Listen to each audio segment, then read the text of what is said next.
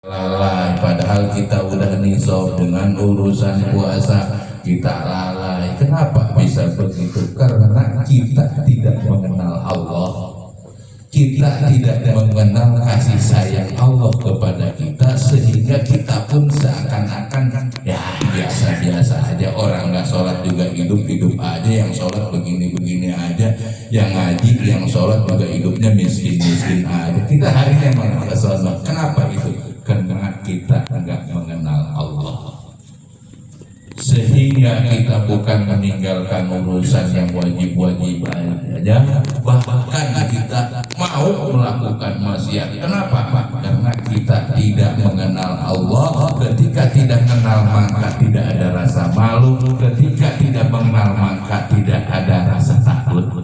Maka kalau menurut pandangan saya, Syekh Nawawi dalam mengarang kitab kuning ini semuanya didahului dengan ilmu tauhid, pengenalan diri kita dengan Allah. Maka disinilah hebatnya supaya kita kenal dengan Allah, agar kita tuh punya rasa dengan Allah. Nah, termasuk di sini termasuknya rukun Islam ada 5. Ingetin. Rukun Islam ada 5. 1. Membaca 2 kalimat syahadat. Syahadat yang pertama, asyhadu alla ilaha illallah wa asyhadu anna muhammadar rasulullah. Kita orang kafir, maaf, andai kata itu dibaca sekali, maka dengan secara otomatis kita menjadi Islam. Itu hebatnya asyhadu alla ilaha illallah wa asyhadu anna muhammadar rasulullah. Walaupun kita masih belum ngajalanin sholat, ngaji dan tek-tek bengek yang lainnya, dengan membaca kita asyhadu alla ilaha illallah, walaupun tadinya luar Islam, walaupun tadinya penuh dengan dosa, dengan membaca kalimat asyhadu alla ilaha illallah, maka dia akan masuk Islam, dan seluruh dosa-dosa yang sebelumnya dilakukan di luar Islam akan terhapus, insya Allah. Masya Allah, luar biasa. Yang kedua, sholat. Sholat ini adalah ibadah dohir. Ibadah dohir, bukan ibadah batin.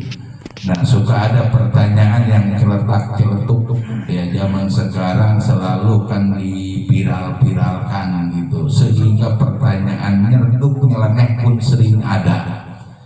Kenapa sih yang namanya sholat itu harus pakai ruku dan sujud, dan semua kita semua badan anggota kita itu di bawah sholat, dipakai sholat? Apakah tidak cukup sholat itu dengan niat? Itu sampai ada yang disebut aliran hakikoh. Ya, aliran hakikoh disebut oleh kita itu aliran hakikoh. Sholat itu cukup dengan niat, gitu kan? Nah, itu pertanyaan ngertuk, memang jawabnya susah juga sih. Kenapa kita melaksanakan sholat harus pakai ruku sujud, dan anggota badan kita pun ikut ruku sujud? Tidak hanya niat aja, niat ruku, niat sujud, pakai niat ruku sujudnya. Itu kan pertanyaan benar-benar ngertuk. Ada yang bisa jawab itu? Ya, kalau kagak ngaji mau gimana bisa jawabnya? Makanya ada untung ketika kita ngaji, insya Allah tahu itu. Nah, perjawabannya, maka itu disebut bahwa sholat itu adalah ibadah dohir, ibadah jasad. Maka jasad kita ada ruku sujud, duduk, diri, itu kan di sholat. Itu disebutnya ibadah dohir. Karena di dalam diri kita ini ada yang disebut sukma, dan antara sukma dan dohir kita dua jadi satu.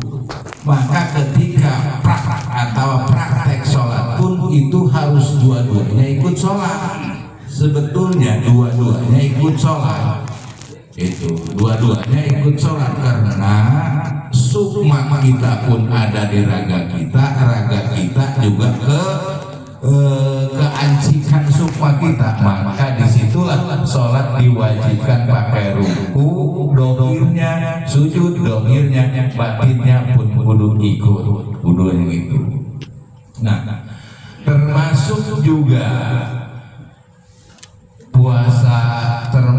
juga zakat, termasuk juga haji, itu semua adalah termasuk golongan ibadah dohir. Ibadah dohir juga ada yang disebut ibadah batin, seperti kemarin ceritakan wa amal ibadatul badaniyatul qalbiyatul kal iman. Adapun ibadah yang disebut ibadah badaniyah tapi qalbiyah hati, kal iman seperti iman. Iman itu percaya kepada Allah, kita percaya bahwa Allah itu ada. Nah, percaya bahwa Rasulullah itu utusan Allah, Kangjeng Nabi Muhammad itu utusan Allah, itu iman.